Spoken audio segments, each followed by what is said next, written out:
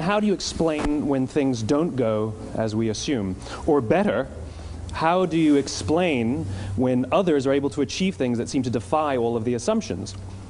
For example, why is Apple so innovative? Year after year after year after year, they're more innovative than all their competition. And yet, they're just a computer company. They're just like everyone else. They have the same access to the same talent, the same agencies, the same consultants, the same media. Then why is it that they seem to have something different? Why is it that Martin Luther King led the civil rights movement? He wasn't the only man who suffered in a pre-civil rights America, and he certainly wasn't the only great orator of the day. Why him? And why is it that the Wright brothers were able to figure out controlled powered manned flight when there were certainly other teams who were better qualified, better funded, and they didn't achieve powered manned flight, and the Wright brothers beat them to it? There's something else at play here. About 3.5 years ago, I made a discovery, and this discovery profoundly changed my view on how I thought the world worked, and it even profoundly changed the way in which I operate in it. As it turns out, there's a pattern. As it turns out, all the great and inspiring leaders and organizations in the world, whether it's Apple or Martin Luther King or the Wright brothers, they all think, act, and communicate the exact same way, and it's the complete opposite to everyone else. All I did was codify it. And it's probably the world's simplest idea. I call it the golden circle.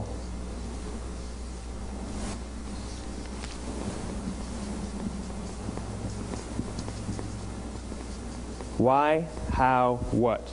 This little idea explains why some organizations and some leaders are able to inspire where others aren't. Let me define the terms really quickly. Every single person, every single organization on the planet knows what they do, 100%. Some know how they do it, whether you call it your differentiating value proposition or your proprietary process or your USP. But very, very few people or organizations know why they do what they do. And by why, I don't mean to make a profit. That's a result. It's always a result. By why, I mean what's your purpose? What's your cause? What's your belief? Why does your organization exist? Why do you get out of bed in the morning? And why should anyone care? Well, as a result, the way we think, the way we act, the way we communicate is from the outside in. It's obvious. We go from the clearest thing to the fuzziest thing. But the inspired leaders and the inspired organizations, regardless of their size, regardless of their industry, all think, act, and communicate from the inside out. Let me give you an example. I use Apple because they're easy to understand and everybody gets it.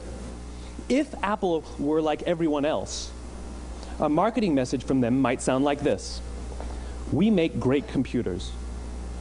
They're beautifully designed, simple to use, and user-friendly. Want to buy one? Meh. And that's how most of us communicate. That's how most marketing is done, that's how most sales is done, and that's how most of us communicate interpersonally. We say what we do, we say how we're different or how we're better, and we expect some sort of behavior, a purchase, a vote, something like that. Here's our new law firm. We have the best lawyers with the biggest clients. We have, we always perform for our clients, do business with us. Here's our new car. It gets great gas mileage. It has, leather seats. Buy our car. But it's uninspiring. Here's how Apple actually communicates. Everything we do, we believe in challenging the status quo. We believe in thinking differently.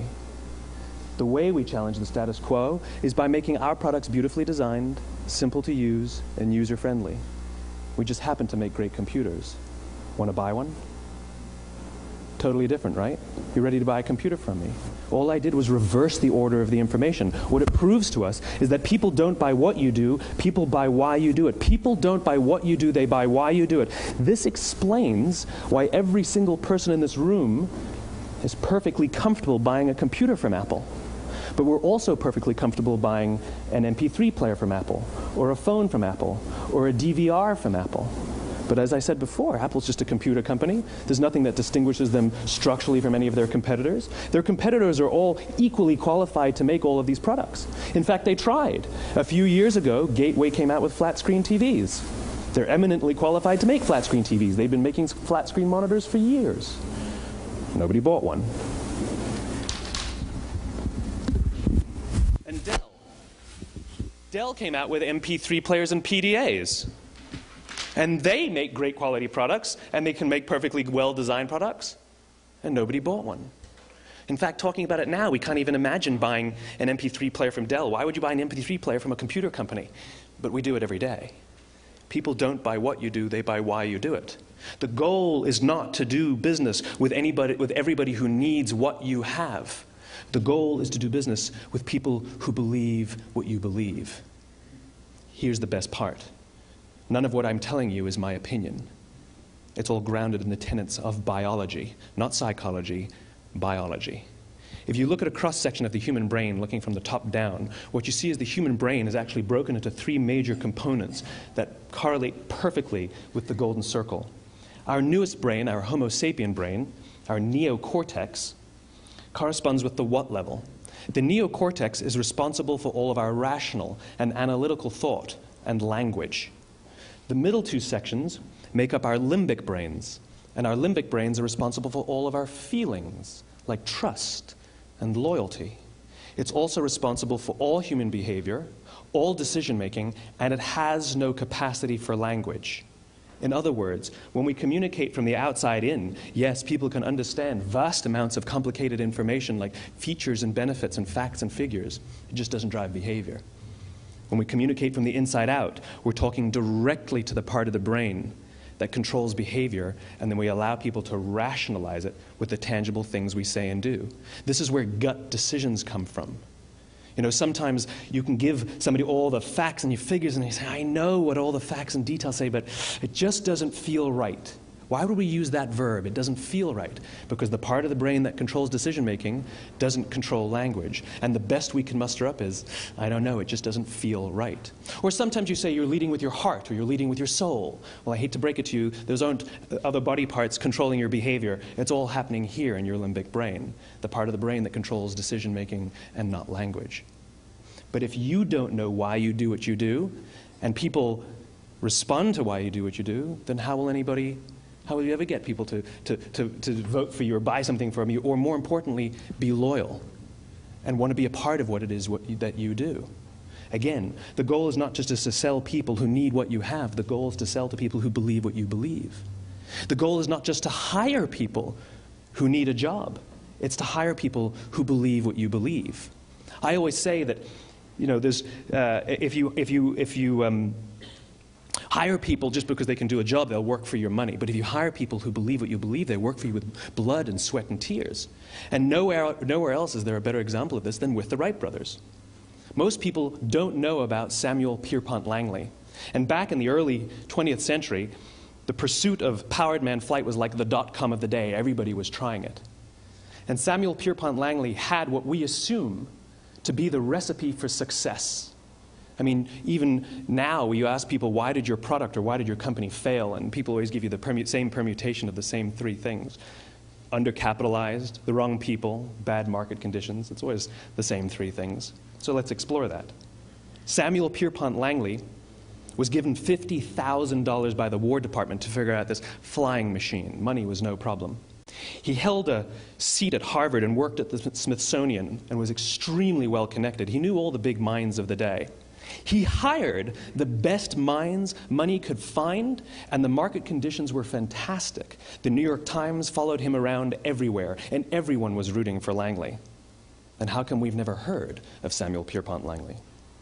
A few hundred miles away in Dayton, Ohio, Orville and Wilbur Wright.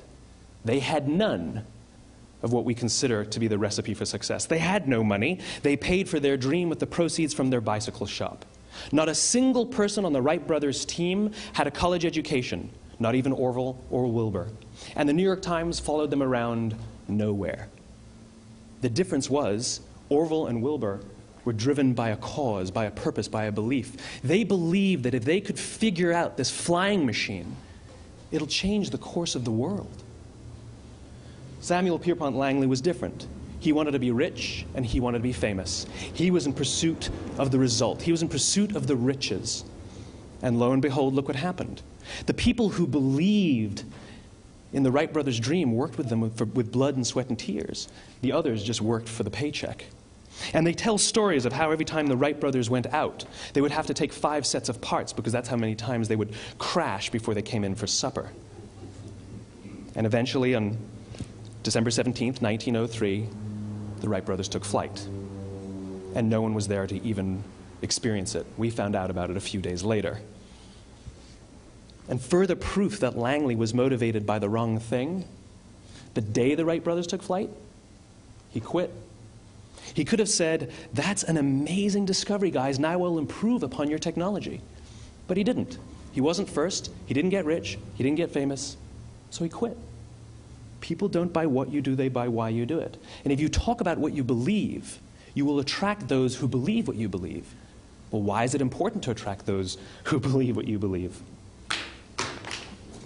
Something called the law of diffusion of innovation. And if you don't know the law, you definitely know the terminology. The first 2.5% of our population are our innovators. The next 13.5% of our population are our early adopters. The next 34% are your early majority, your late majority, and your laggards. The only reason these people buy touch-tone phones is because you can't buy rotary phones anymore.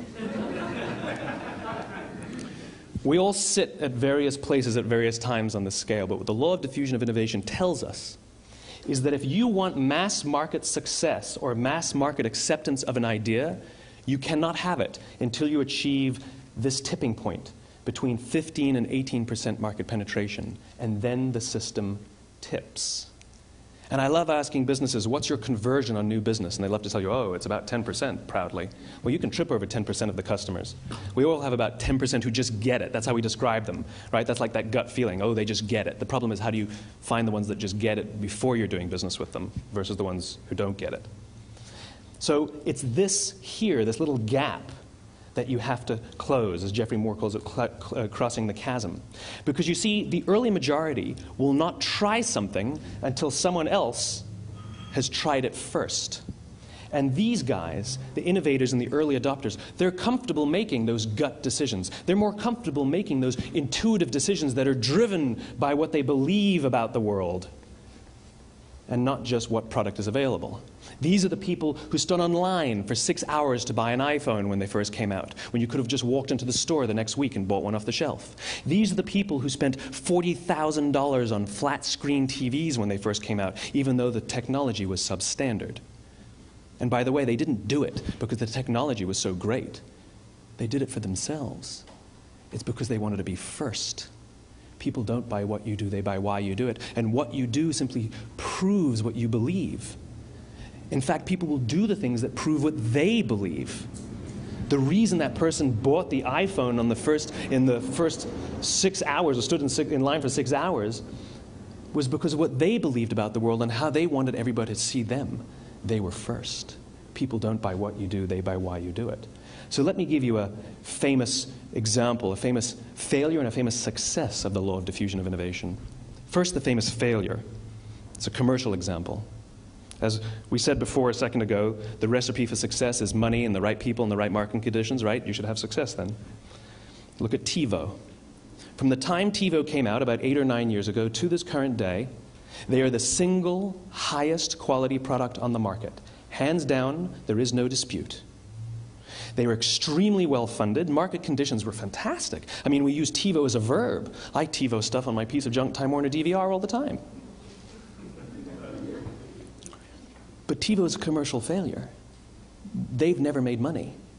And when they went IPO, their stock was at about $30 or $40 and then plummeted, and it's never traded above 10. In fact, I don't think it's even traded above 6, except for a couple of little spikes. Because you see, when TiVo launched their product, they told us all what they had. They said, we have a product that pauses live TV, skips commercials, rewinds live TV, and memorizes your viewing habits without you even asking. And the cynical majority said, we don't believe you.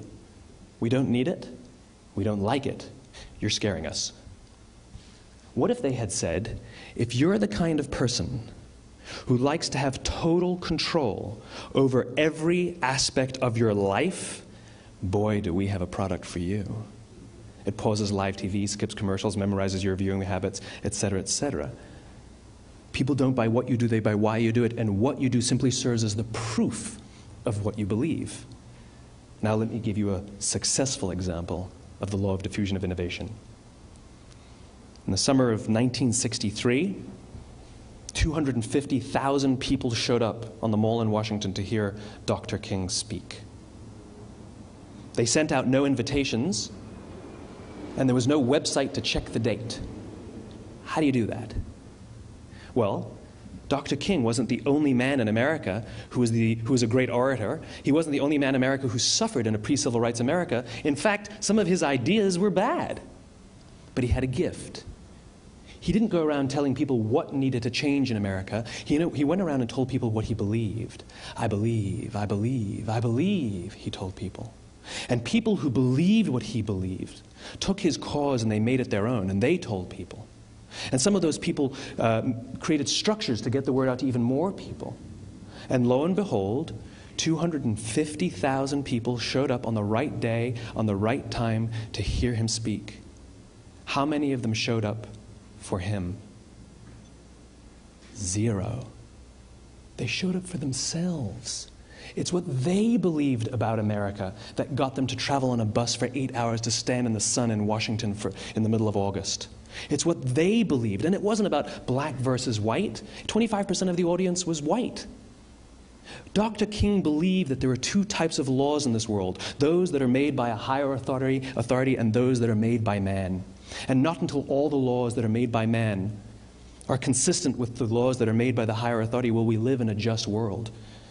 It just so happens that the civil rights movement was the perfect thing to help him bring his cause to life.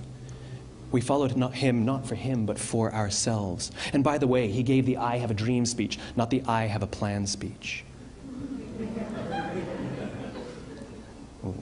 Listen to politicians now with their comprehensive 12-point plans. They're not inspiring anybody. Because there are leaders and there are those who lead. Leaders hold a position of power or authority, but those who lead inspire us. Whether they're individuals or organizations, we follow those who lead, not because we have to, but because we want to. We follow those who lead, not for them, but for ourselves.